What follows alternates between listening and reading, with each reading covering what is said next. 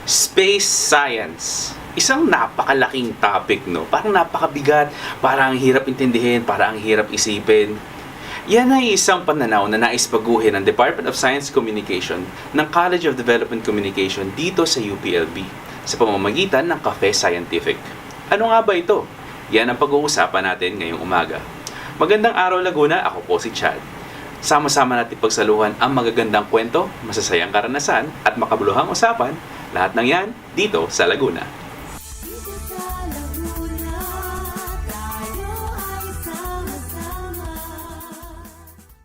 Lingid man sa isipan ng mga mamamayan, ang agham ay isa sa mga may pinakamalaking tungkuling ginagampanan pagdating sa mga usaping panlipunan. Pagdating sa pamamahala ng bayan o sa buong bansa man, mahalagang magkaroon tayo ng scientific mindset. Marami tayong matututunan sa mga pag-aaral noon at ngayon upang makabuo ng mas malinaw na strategy para sa paglutas ng mga problema ng ating lipunan. Yung totoong clear, scientific at strategic na pamamaraan ng paglutas ng mga problema. Ang mga publicly funded research projects ay maaaring pagsimulan ng mga solusyon sa mga problema ng ating bansa gaya ng trapiko, pagkasira ng kalikasan, pabalik-balik na baha, pagmamanage ng mga basura, at iba pa. Lahat ng mga concern na ito ay damay ang mga lokal na lipunan. Apektado rin ito ang araw-araw na buhay ng isang Pilipino. Magiging mas epektibo ang mga polisiya na ating ipinatutupad kung ito ay masusing pag-aaralan.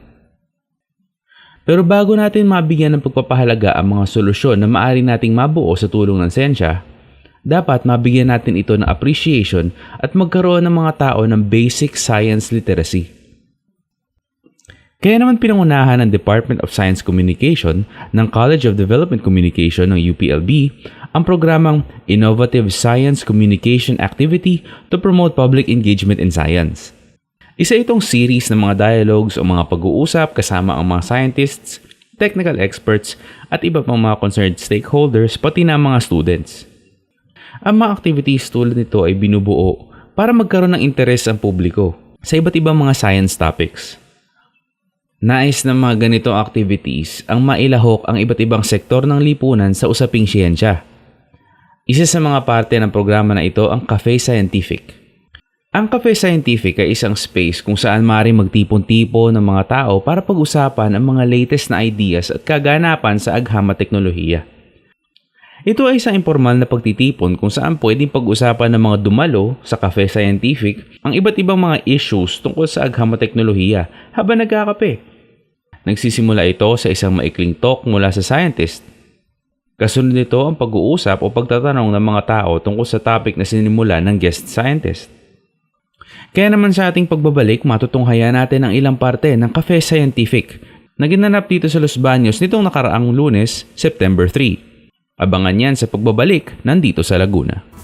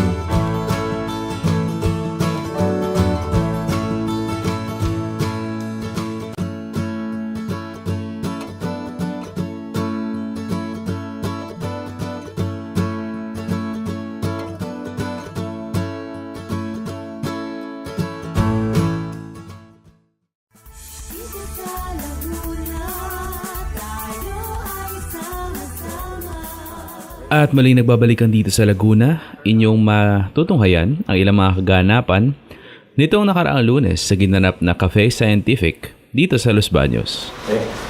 Okay, I'll start off with this. Anyone who knows this image? Okay. Makita niyo na ba ito? Itong image na ito. Okay.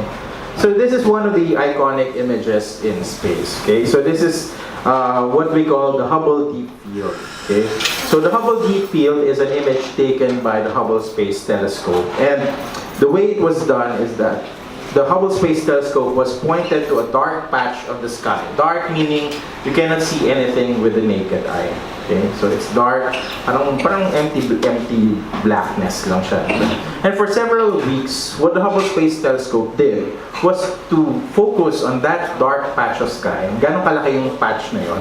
If you take your needle, yung karayom nyo, and then there's an eye of the needle, pag ni-raise nyo at arm's length, yung needle nyo, okay, yung area na ino-occupy ng mata ng karayo is the same as this area.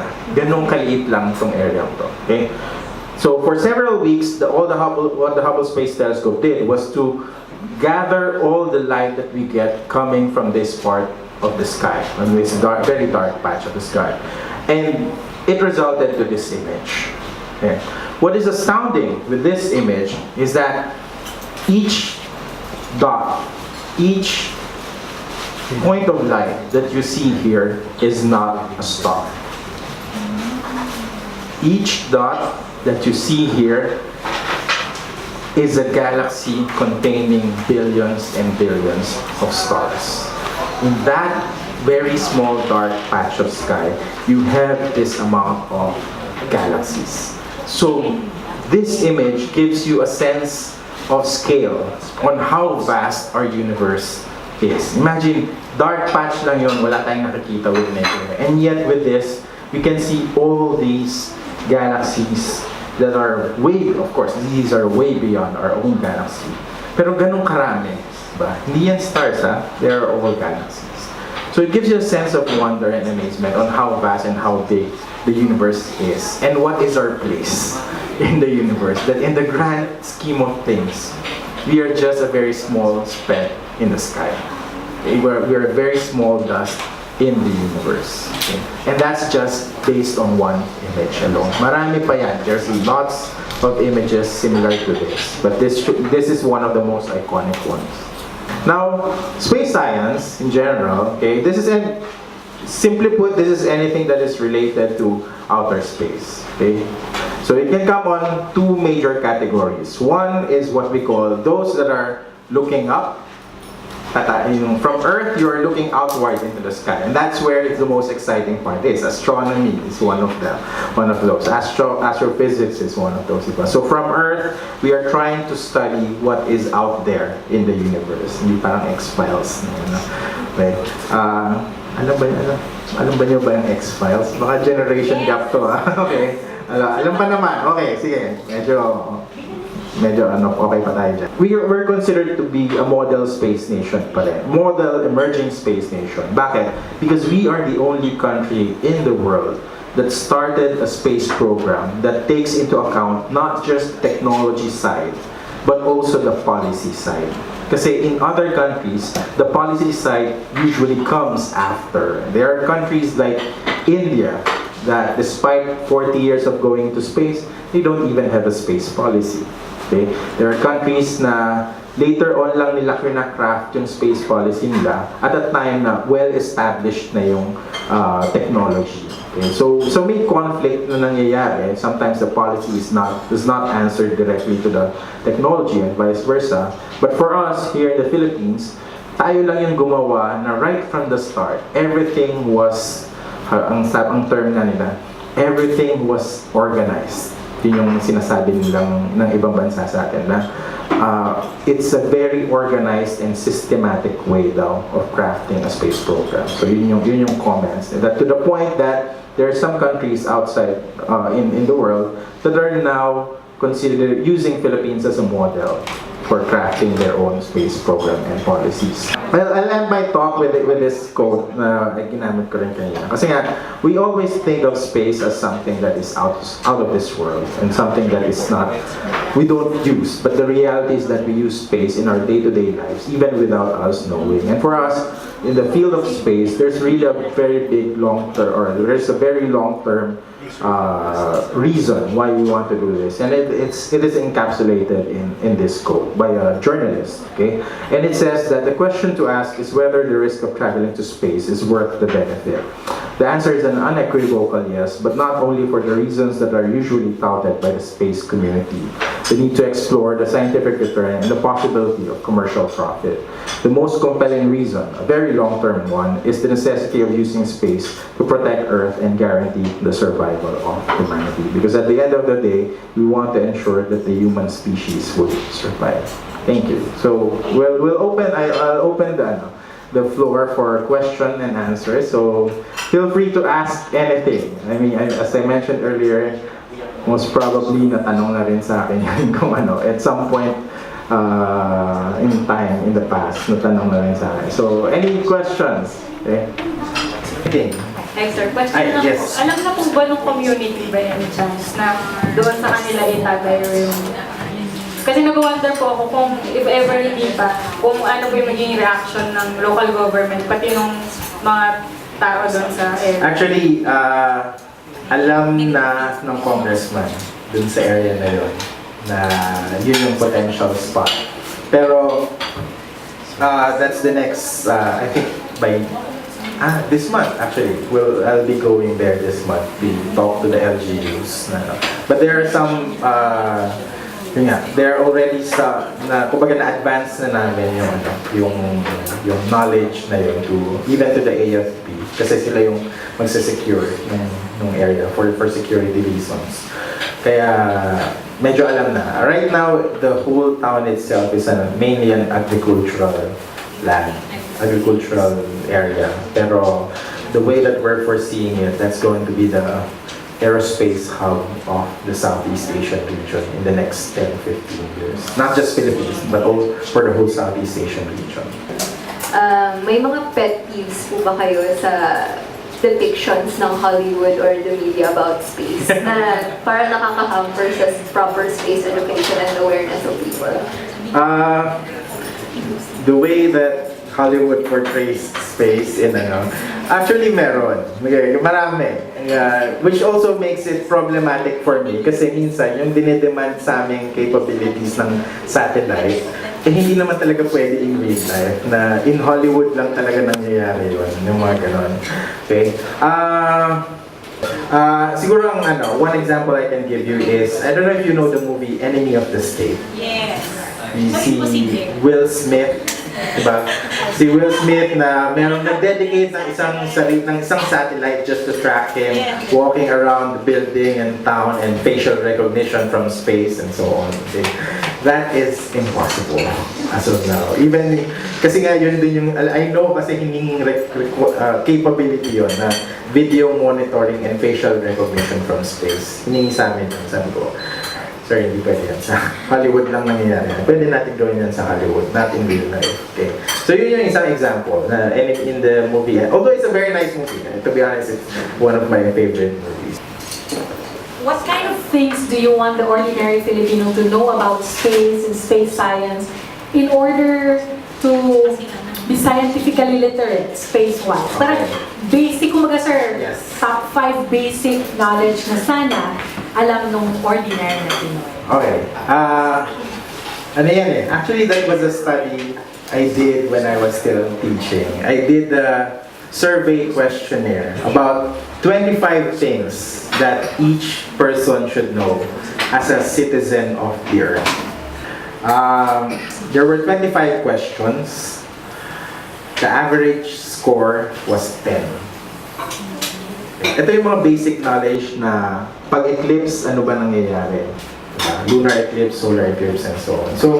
So yun yung challenge for us as scientists and educators na meron kasi mga basic information na kailangan alam talaga.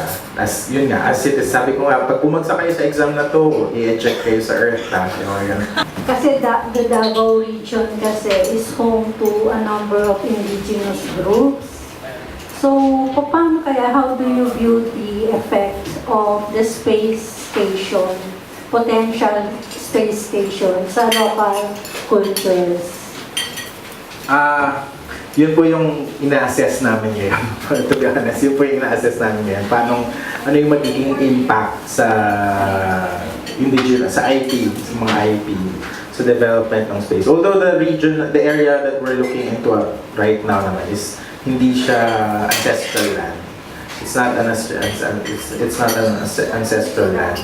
It's a flat land siya. So talagang farming land talaga siya. Pero we're still, actually not just with the IP, but even the EIA, Environmental Impact Assessment. So yun po yung mga ginagawa namin ngayon to assess talaga yung viability ng program. So work in progress po yun. Follow up. Since reach yung local cultures sa Davao region with a number of indigenous groups. So, nabanggit nyo kanina yung ethnoastronomy. Yes. So, how would you try to integrate indigenous knowledge on space sa mainstream space science? Yes. Kasi for us, kaya namin pinupush din yung ethnoastronomy because it's a way of understanding our identity as Filipinos. Kasi it's part of our culture, it's part of our tradition. Pero it's a race against time also. Kasi ito yung information, ito yung knowledge na nawawala. Because most of these traditions are passed orally. Oral knowledge lang siya, walang written. And because pakonti ng pakonti na ngayon, yung napapasahan. So nawawala yung knowledge. Not just with the Davao region, even in Sulu, Tawi-Tawi area, in Palawan, in the mountains, in Ifugao, in Benguet, and Cordillera. So yun po yung that's why kaya ako sinasama yun kasi I want more people to be aware that space is not just about the science. It's also about the culture. It's about the traditional culture. And this is something that we have to at least catalog. We need to catalog this kasi before we lose this knowledge. Nawala na nga yung expert natin ng ethnoastronomy. We used to have Dr. Dante Ambrosio from anthropology sa UP Diliman, but he passed away noong 2011.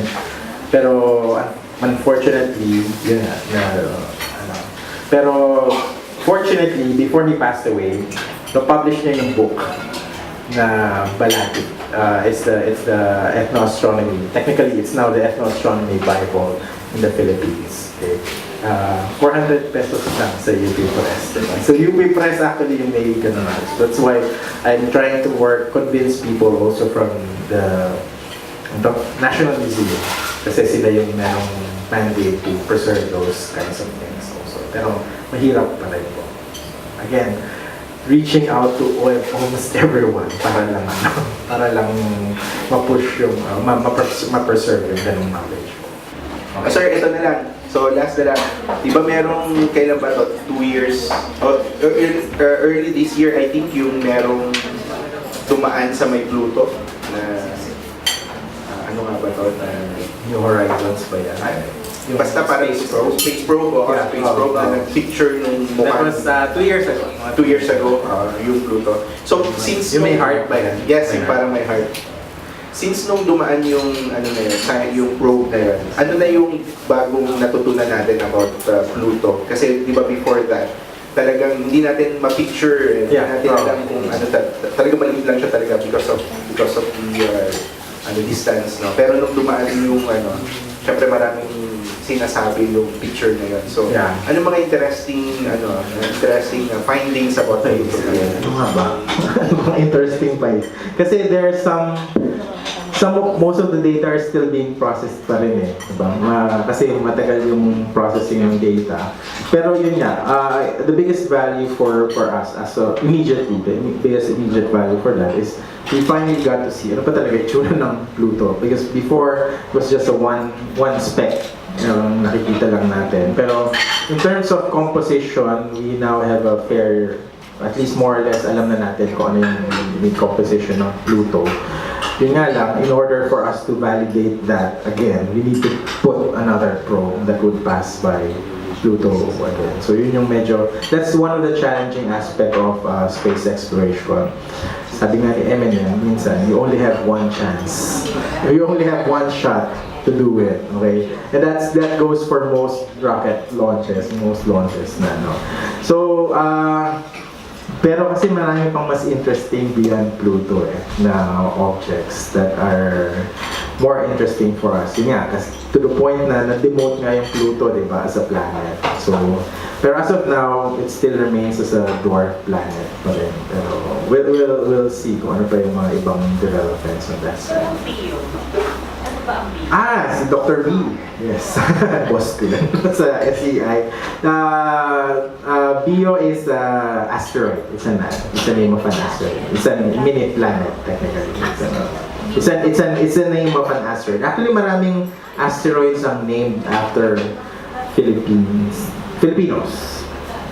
I think there are now about 10 that are named after Filipinos. There's even one that was named after someone from Philippine mythology. Pinangalan to ng Pinoy, the goddess of lost things. Nakalimutan ko yung name. Okay. Basta the goddess of lost things sa Philippine mythology. Naalala ko rin. Pero yun po, it's an asteroid po. It's an asteroid. Pansamantala muna natin putulin ang ating coverage ng Cafe Scientific at sa pagbabalik dito sa Laguna, makipagkwentuhan naman tayo with Dr. Cese. Huwag bibitiw, magbabalik pa po ang ating programa.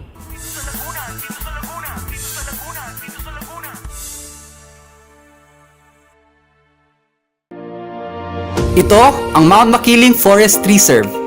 Kilala rito ang Makiling Trail at madalas tong puntahan para hiking! Pero pwede ka rin dito camping! Mountain biking! Photo safari! Nature education trips! Yan ang mga ecotourism activities na sakto sa summer nyo. Kaya tara na! Sa Mount Makiling Forest Reserve!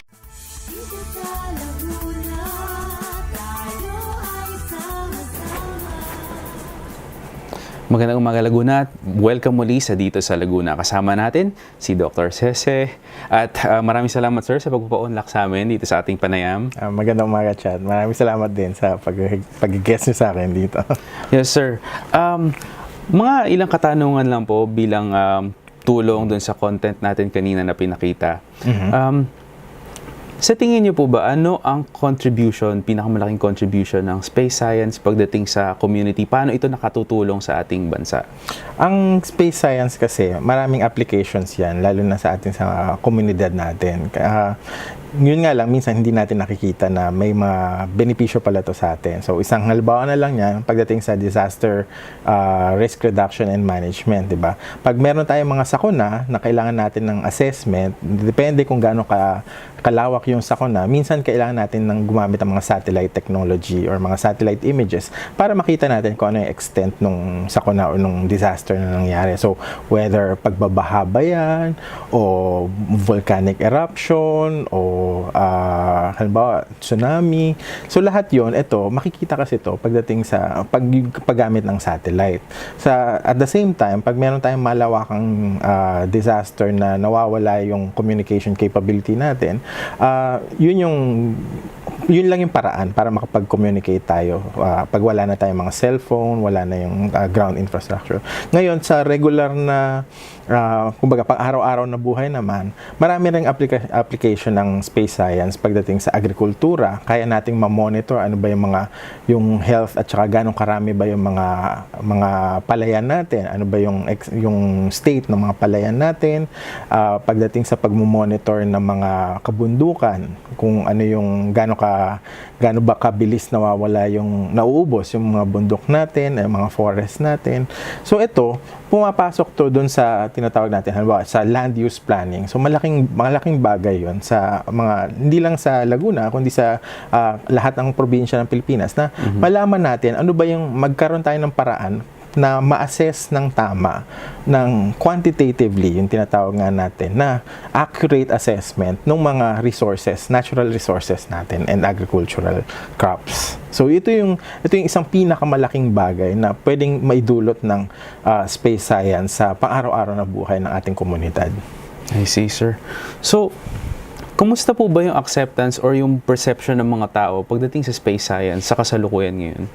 Ngayon kasi, ngayon medyo gumaganda na ng konti kumpara dati. Dati kasi talagang pag sinabi mong space science, ay, hindi natin kailangan, gastos lang yan. Kumbaga, parang mahal yan, di ba? Pero dahil sa teknolohiya na rin ngayon, at saka dahil sa tulong na rin ng internet, nakikita rin ng mga tao na unti-unti, nakikita nila na, ay pwede pala, may gamit pala to sa buhay natin. Hindi siya yung tinatawag natin na parang out of this world. Kumbaga yung terminology na walang pakinabang. Kasi ang katotohanan, malaki yung pakinabang sa atin ito. So unti-unti natututunan ng publiko na yung benepisyo, pero medyo malayo pa rin tayo na kailangan pa rin nating gumawa ng mga paraan tulad ng para ma-communicate sa ating mga kababayan yung importansya ng space science. Tulad ng mga ganitong event na, sir? Oo, yung mga ganitong event, ito malaking bagay ito kasi marami kang nakakasalamuha na mga tao na coming from iba't ibang sektor, diba? Iba-ibang background, pero nakikita rin nila na doon nila nakikita yung application ng space, diba? Kasi iba-iba yung background natin, siyempre iba-iba yung concerns. So, pero dahil sa mga forum na ganito, sa mga programang ganito, kumbaga napapadala natin yung mensahe ng space. Alright. Sir, baka po meron kayong mensahe para sa ating mga viewers. Ano po kung sakaling nais nila ma-involve dito sa mga ganitong usapin, paano po nila kayo makakontakt? Or kung nais nila kayong imbitahan, baka po meron kayong pwedeng ibigay na details. Sir, baka may mensahe po kayo sa mga audience. Para sa mga audience natin, maaari naman akong yung space kasi isang itong bagay na kailangan na natin dito sa Pilipinas ngayon. At malaking bagay na may paliwanag kung ano yung importansya nito. So, maaari nyo naman akong i-contact sa Facebook, Twitter, and Instagram. Meron namang hanapin nyo lang at Pinoy Space Guy. At gagawin ko lahat ng paraan para makausap kayo at may paliwanag kung bakit natin kailangan ng space. Alright, sir. Maraming salamat po. Maraming salamat, Chad. Sige. Ang agham at teknolohiya ay mga bagay na hindi natin dapat katakutan o iwasan. Bagos ay dapat natin silang aralin, lapitan, at tingnan natin kung ano pa pwede natin matutunan tungkol sa mga ito, lalo-lalo na dun sa mga bagay na hindi natin natutunan sa classroom, o yung mga bagay na hindi natin akalain na pwede pala nating pag-aralan pa. Kasi pagka tinignan mo, halimbawa tulad nga ng sabi ni Dr. Cese, merong mga applications ang space science pagdating sa agrikultura, sa land use, sa planning, dun sa mga bagay na hindi natin akalain ay related dito. Ang saya pag-aralan ng science and technology. Sana lang lahat tayo makakita ng panahon at interes na palalimin pa ang pag-aaral natin tungkol sa mga bagay na ito. At dyan ang tatapos ang ating episode. Kung meron kayong mga komentos o suggestion o mga topics na nais nyo ipalabas dito sa Laguna, maaari lamang tumawag sa mga numerong 536-2433 o 536-2511 local 312. Siyempre, mag-like, mag-follow at mag-comment din kayo sa aming Facebook page, fb.com/Dito sa Laguna. Muli, ako po si Chad. Magkita-kita tayo muli sa susunod na episode ng Dito sa Laguna.